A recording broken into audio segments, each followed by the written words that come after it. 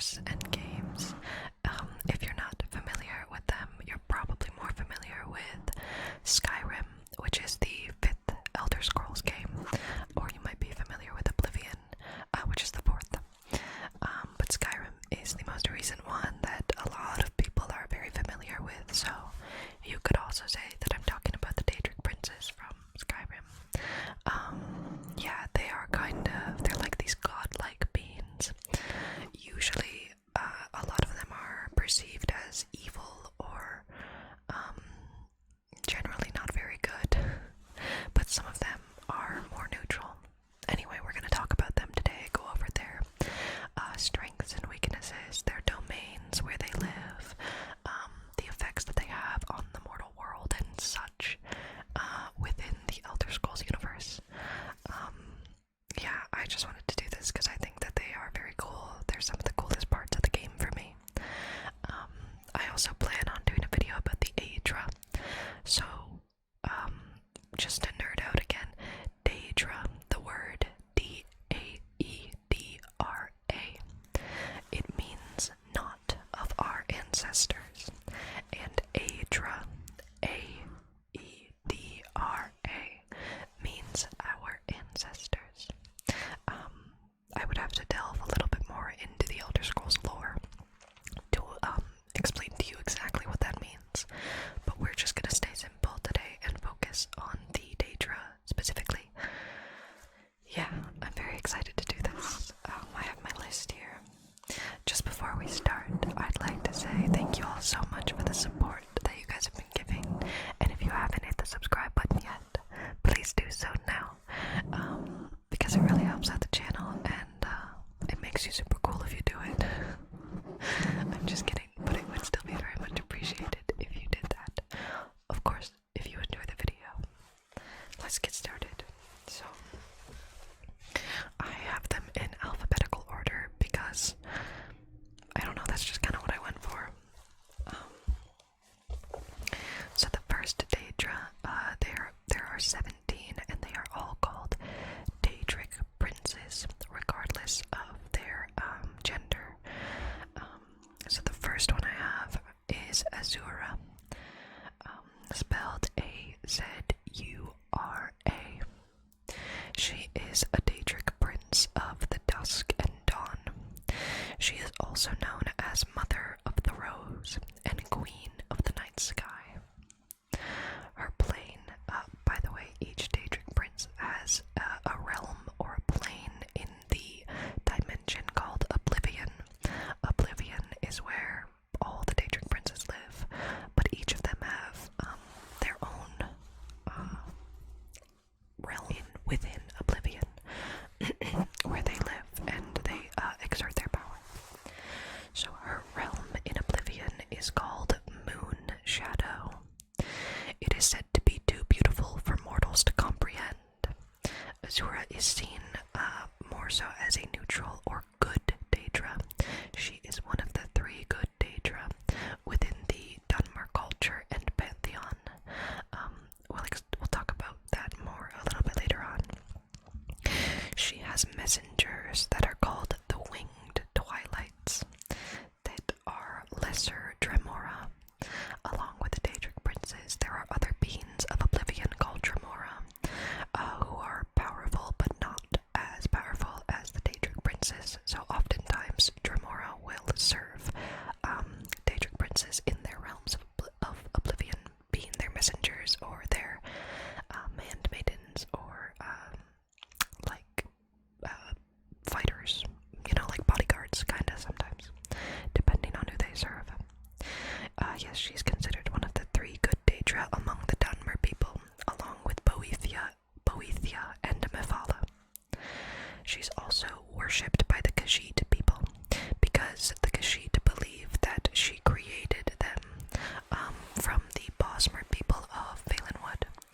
So she is one of the Daedra that is considered to be a good Daedra. She is very vain and prideful, kind of similar to Aphrodite, in the sense that if you ever compared your beauty to her, or if you ever said, oh, my beauty surpasses that of Azura, she would probably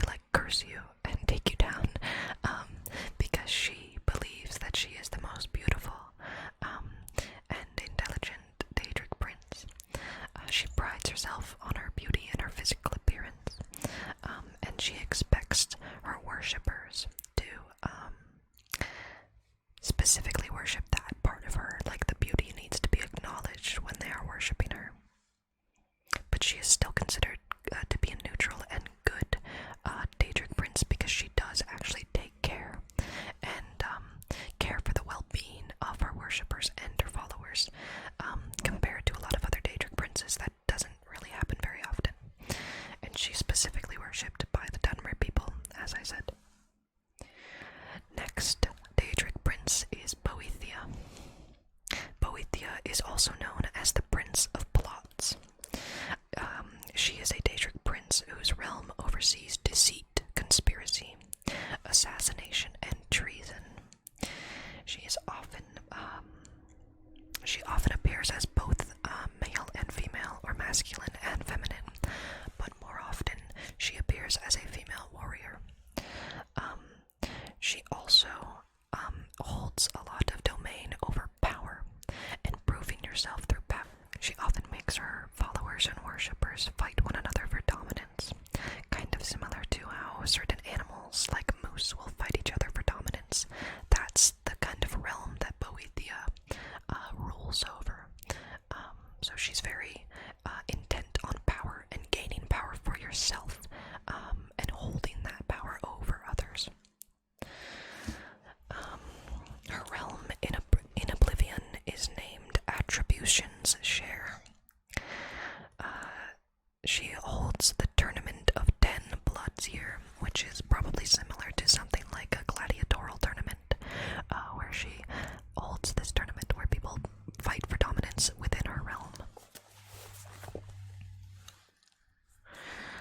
She is also specifically worshipped as one of the good Daedra of the Dunmer people, because they believe that she led their ancestors to what is now the land of Morrowind, through a prophet named Veloth. I think I'm going to do a specific video on the Dunmer, or the Dark Elf people of Morrowind, because I find them extremely fascinating. I don't know why, I just really like the Dunmer people. They have a lot of history that I would like to explore, so I might do a specific lore video on the Dark Elves of Morrowind.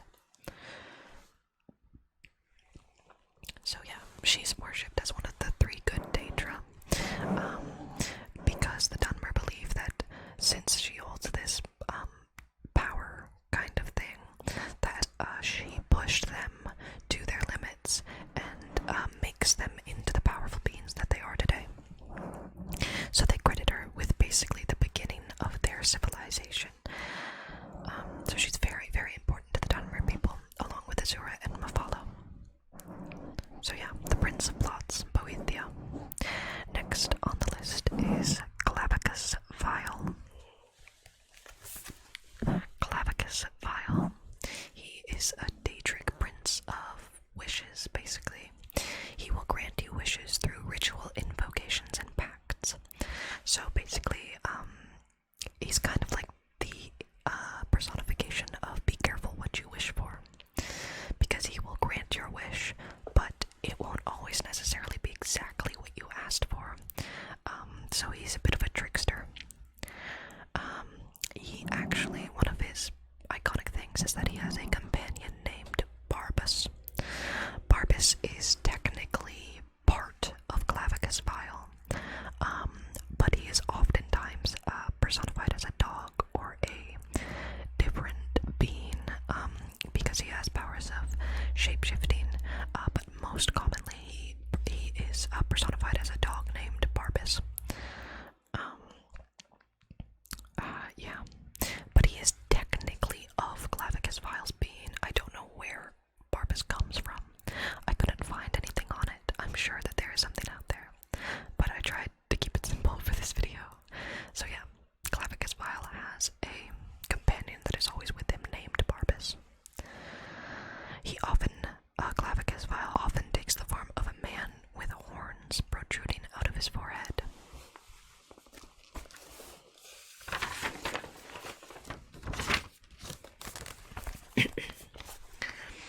His realm in Oblivion is named the Fields of Regret, probably because he makes a lot of pacts with people, and when you make a pact with a Daedric prince, or if you do something for a Daedric prince, then when you die, you will go to their realm in Oblivion. So most likely a lot of the people within Clavicus Vile's Fields of Regret made a pact with him and then didn't get what they wanted, but when they died they went to this place and regretted their decision of making a pact or deal with him.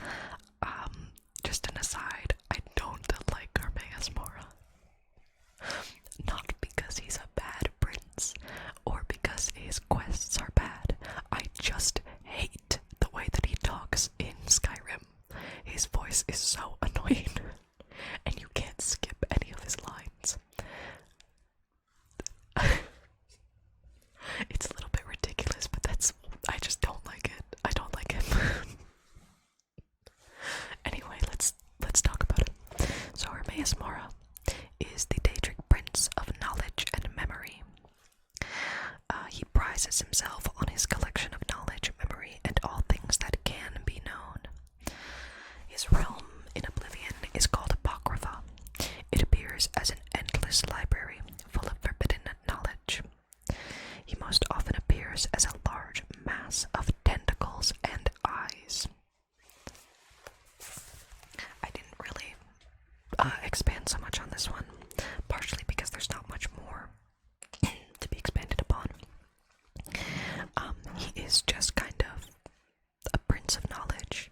He admires those who collect knowledge, and he himself wants all the knowledge in the world. And he often uses unethical and immoral means to gain this knowledge. Kind of similar to Clavicus Vile, he'll make a deal with you and say, I'll give you this if you give me this knowledge that you have of a certain thing. And often that will lead you to be trapped in his realm of Apocrypha rather than actually gaining anything. Usually, most likely, he promises power for an exchange of knowledge. But again, you can never truly trust a Daedric prince, because in the end, most of them are vying for power. So you shouldn't ever really make a pact with them, because it is quite dangerous, but that's the whole fun of making pacts with them in the games. So that's Hermaeus Mora.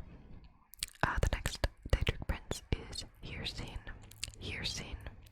Hircine. He is the Daedric prince of the Hunt. He is the father of all were creatures, including werewolves and werebears. His plane in Oblivion is called the Hunting Grounds. He is worshipped by the Reachmen, or also known as the Forsworn of Skyrim's region called the Reach in the west of Skyrim. And he oftentimes communicates with his were creatures, and he gives them quests and awards them with things if they complete the quests for him. He is also specifically worshipped by the werewolves of the Companions in Whiterun. If you do the Companions quest in Skyrim, then you will meet people who do openly worship Hircine. So yeah, he's the god of the hunt. His plane in Oblivion is called the Hunting Grounds, which is literally just an eternal hunting ground. So for those who worship Hircine, this is exactly what they want in the afterlife. They want to remain in their beast form, whether that is a werebear or a werewolf or any other were creature. They want to remain in that beast form and continuously hunt for the rest of time. So it's perfect for them and for Hircine himself, who is of course the god of the hunt. So what more could he want? Next on the list is Jigalag. So Jigalag is also known as the Prince of Order, and he is a quite interesting Daedric prince in my opinion. He's actually quite obscure and unknown, but we know for a fact that he was cursed by the other Daedric princes to become the mad god Sheogorath, who we will discuss later on. But every 1,000 years, so usually at the end of an age, Jigalag returns to his original form, because for most of the time he is Sheogorath. He returns to his original form as the Prince of Order, and kind of redoes everything, or undoes everything that Sheogorath has done while he has been gone. But at the end of the Third Era, Jigalag and Sheogorath are split into two separate beings rather than being the two same beings trapped within one another. So Sheogorath is the Prince of Madness, and Jigalag is the Prince of Order. We are pretty unsure as to why the Daedric princes cursed him. Most likely it was because he was more powerful than the rest of them. And so they cursed him to be insane, so that he would he has all this power, but he just does weird stuff with it, so it's less of a threat to them. He doesn't exactly have a plane in Oblivion since he is Sheogorath, but we'll discuss Sheogorath later, so don't worry about that. So that's Jigalag, Prince of Order.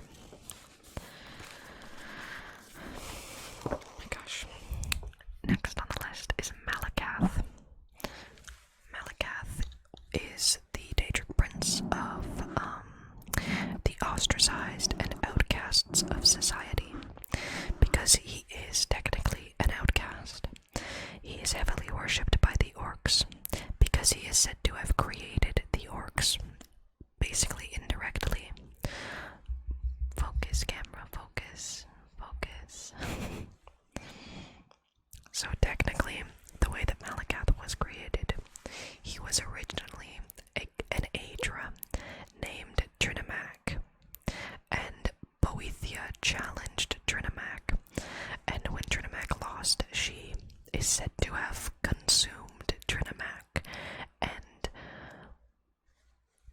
excreted Malakath, to put it extremely lightly.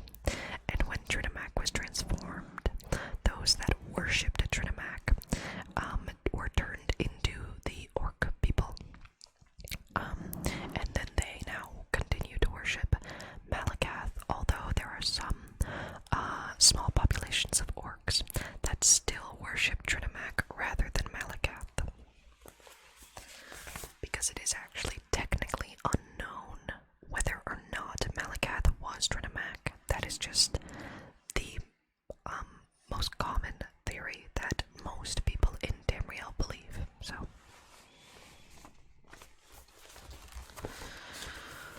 his plane in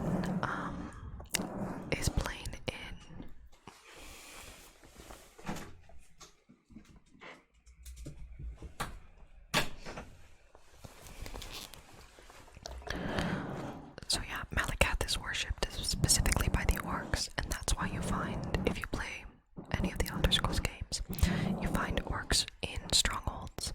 They have this kind of not aggressive society, but very strict society, because if you want to worship Malakath, then you need to follow his strict rules. He admires those who have physical strength. So that's why the orcs live in such a strict society, because they're following Malakath's way of life. His plane in Oblivion is called the Ash Pit. It's full of dust, smoke, and vaporous creatures. So yeah, Malakath is pretty angry, but he does appreciate those who are ostracized and outcasted from society, which is interesting because he is actually not acknowledged as a Daedric prince by the other Daedric princes, which totally fits exactly who he is as a Daedric prince. So yeah, mortals recognize him as a Daedric prince, but the other Daedric princes do not. So I thought that was interesting. Next on the list is Mehrunes Dagon. Mehrunes Dagon is an infamous Daedric prince of destruction, change, revolution, energy, and ambition. He's often associated with natural disasters such as floods, earthquakes, and wildfires. In most cultures, he is also associated with betrayal, bloodshed, and war. His plane in Oblivion is called the Deadlands, and it consists of perpetual torture. It is said to be a blasted landscape of fire, lava, and ash, and other dangerous creatures that might kill you. He often takes part in assassination, coups, and overthrowings of countries within Tamriel. He's very active on Tamriel throughout the almost all the eras. He often, because he is this Daedric prince of rebellion and revolution and change, it is basically impossible for him to not take part in these things, because he needs to cause this kind of change within the world. So if it wasn't for Mehrunes Dagon, a lot of things, like the Oblivion Crisis, for instance, which is the plot of the 4th Elder Scrolls game, was caused by Mehrunes Dagon opening a portal into Oblivion on Tamriel and letting through all of these kind of demons and Daedric beings onto Tamriel, and it was his doing, because I don't actually know why he did it, but it's basically just because he is this personification of change and revolution, so that's probably why. Yeah.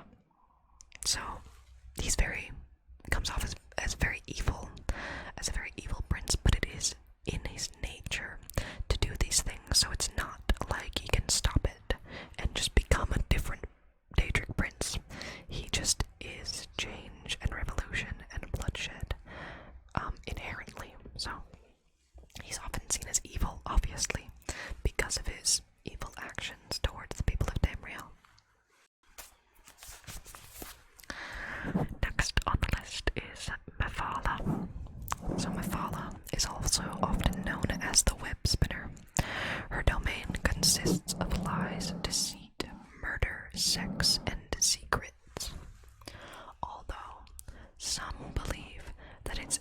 impossible for mortals to comprehend or understand what her domain is, because it is so secretive and shrouded in darkness. She is also considered one of the 3 good Daedra by the Dunmer people, because they see her as this being who can hide herself and protect herself. She keeps to herself, and they believe that that is strength in their minds. I can't think of anything that Mephala specifically did for the Dunmer people, but we'll talk about that in the Dunmer video. Her realm in Oblivion is called the Spiral Skein, and it is very obscure. We don't really know what is there, because like I said, she is the Daedric prince of lies and deceit and secrets. But it is said to be held together by a magical ghost web, which again, that's her, the web spinner. That's why she's known that way. Something that is interesting is the Morag Tong, which is a group of dark elf assassins, an extremely ancient group of dark elf assassins. They are said to have originally formed under Mephala's patronage. Similar to how the Dark Brotherhood worships Sithis, but some have claimed that Sithis is Mephala, but it's actually unknown whether or not they are the same being, or whether they are separate, or whether they are connected in any way. But the Morag Tong was established originally because they worshipped Mephala and her mysterious and secretive and murderous ways. I think she's very cool, Mephala. I mean, obviously she's obsessed with like sex and murder and stuff, but I don't know, I just think that she's an interesting Daedric prince for some reason. Oh god, next we have Meridia. She's a bit of a meme in the Skyrim community because the quest that you have to do for Meridia in Skyrim is kind of annoying and boring, but you can't avoid it. So anyway, we're gonna talk about Meridia. She's also often considered to be a neutral or good Daedra by lots of people, because of her origins. She was originally an Aedra, similar to Malakath. Originally an Aedra, but she used the light of the Magna-Gi, the light of Magnus, which is technically the sun. She bent it to create her own plane in Oblivion, preferring to have her own power, rather than not. I'll explain the Aedra and the Daedra in a later video, and their struggles with power when it comes to power within Tamriel. I'll talk about that later. So anyway, she is the Daedric prince of energies of living things. Trees, humans, mortals. You know how it is. But she spurns and despises the undead. Zombies, vampires, Draugr, any undead things she hates. Her plane of Oblivion is called the Colored Rooms. Very little is known of this realm other than the race of Aurorans came from this place. I didn't exactly look into what the Aurorans were, but they live in the Colored Rooms, and that's all that's really known about Meridia's realm, unfortunately. So next, we have Molag Bal. Molag Bal is the Daedric prince of domination and enslavement of mortals. He has several other names that I don't want to say because they are quite disgusting, and I don't want to trigger anybody because this is an ASMR video, but basically he is the king of domination and enslavement. Yeah, he's a pretty disgusting Daedric prince. Out of all the Daedric princes, I would probably rate him the most evil, because he just does bad stuff. He kills people, he hurts people, he enslaves people, he just does really horrible things. So if there really is an evil Daedric prince, it is probably Molag Bal. He has a strong hatred toward Boethia, and this is partially because Boethia has this domain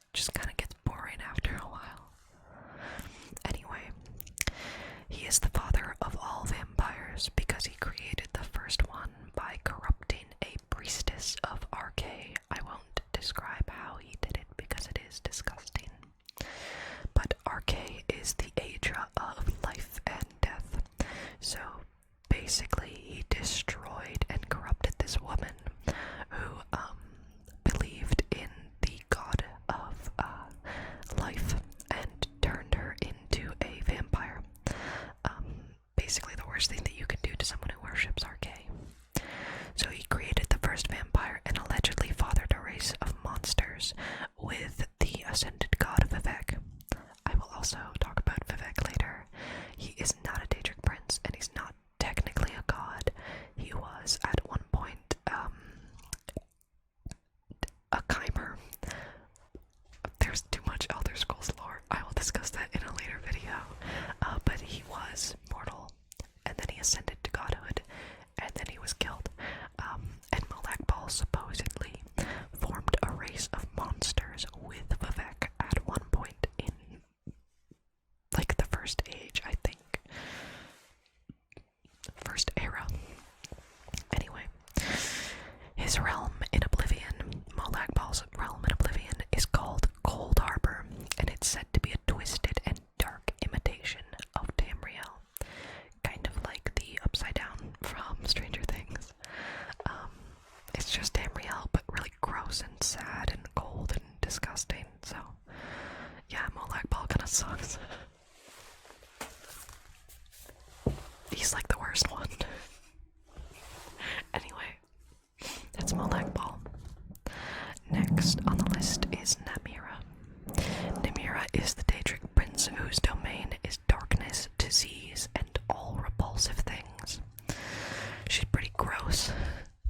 She's often considered the patron of beggars and those with physical abnormalities. She's associated with cannibalism, snails, and spiders and slugs. Her realm in Oblivion is called the Scuttling Void, and almost nothing is known of Namira's realm, because nobody has ever gone to the Scuttling Void and returned, which a lot of people have ventured into other Daedric princes' realms and come out alive, but none have ever done that with Namira's realm. So yeah, she's not a very prominent Daedric prince when it comes to Tamriel's mortal affairs, but she does have a strong cult when it comes to cannibalism.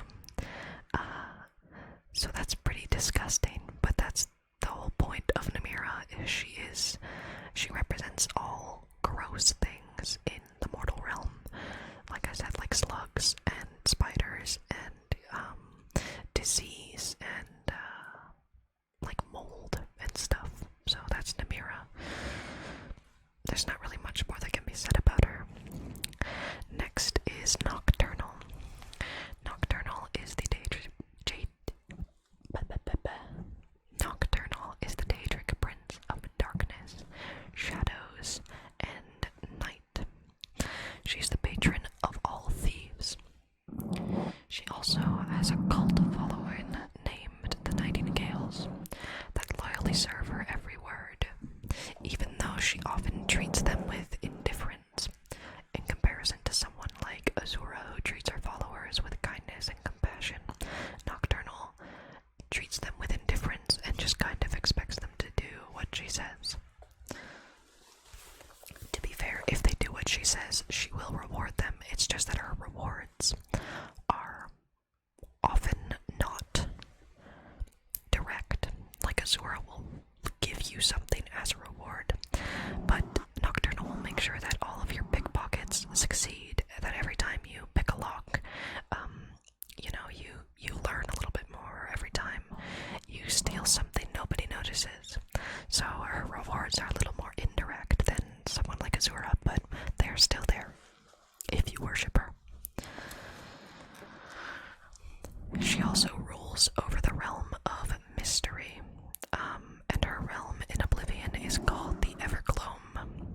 It's also known as the Twilight Sepulchre. Sepulchre, that's a good trigger word. It's a realm between reality and Oblivion. Some say it's like the Shadow Realm. In Skyrim's Thieves Guild questline, you do interact with Nocturnal, and it's kind of explained that if you worship Nocturnal and then you die, you literally live in the shadows of reality.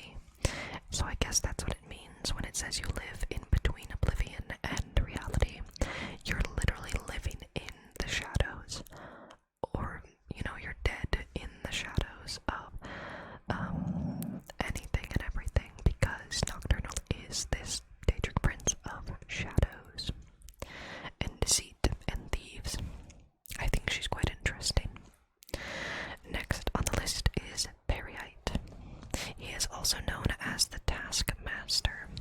He's the Daedric Prince of Pestilence and Disease, and he's charged with ordering the lowest levels of oblivion. Because of this, he is often seen as less powerful than the other Daedric princes, but it's actually unknown whether or not he's less powerful. It could just be that he doesn't do as much, and he's more focused on literally protecting the lower planes of oblivion from being invaded or destroyed or whatever it is.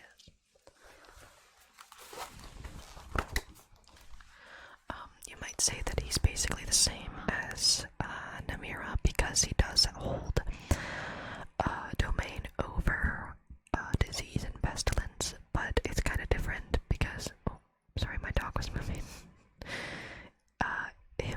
He specifically holds domain over disease and illness, whereas Namira holds domain over everything that is repulsive.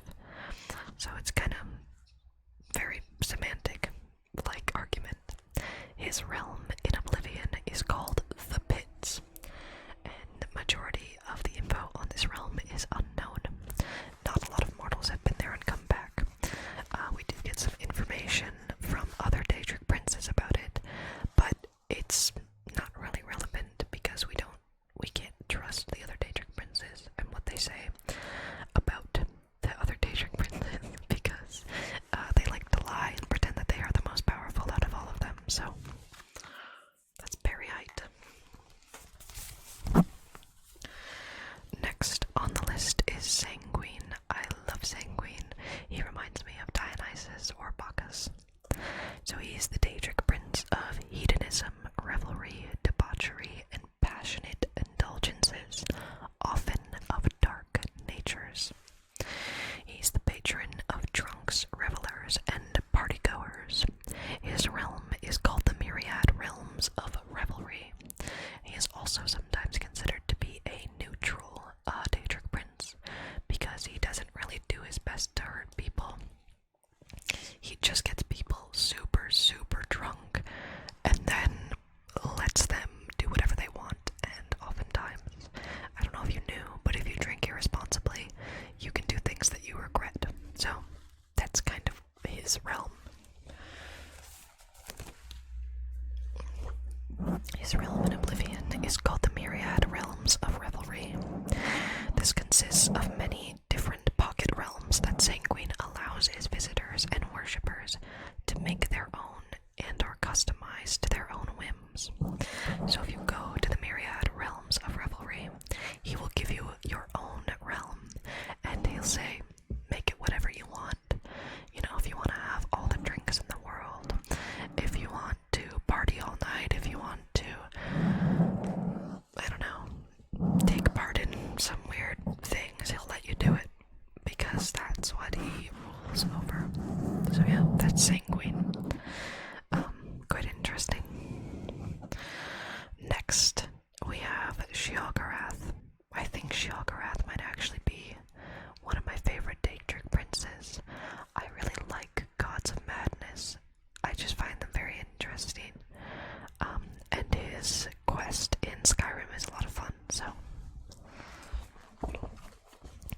He is called the Prince of Madness, and his motives are completely unknowable to mortals and Daedric princes, because he's basically crazy, so nobody can know why he does anything, because he also probably doesn't know why he does anything. He's the Daedric Prince of Insanity.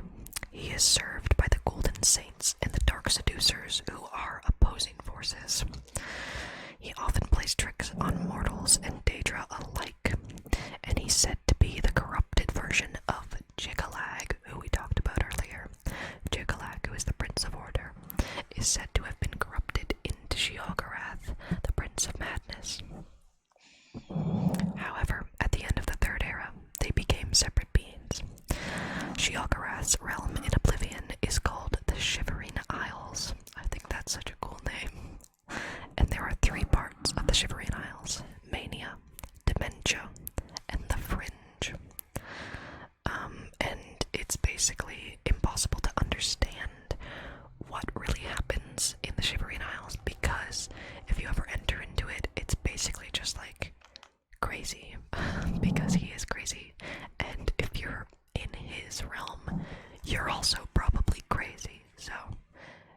it's almost impossible to understand Sheogorath, but I think he's very fascinating.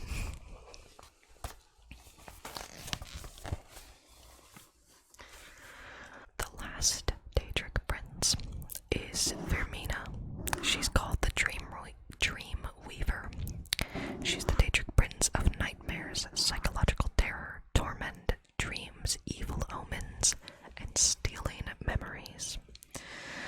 She's often depicted as evil due to her love of psychological torture, so yeah, she wouldn't exactly come off as good.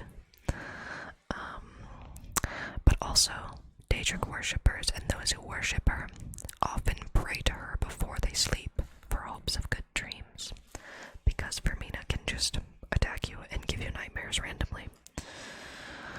Her realm in Oblivion is known as the Quagmire. It's described as a realm of constantly shifting nightmares. Every time lightning strikes in Vermina's realm, a new nightmare will appear in front of you. So that's pretty creepy, but I think it's still very interesting.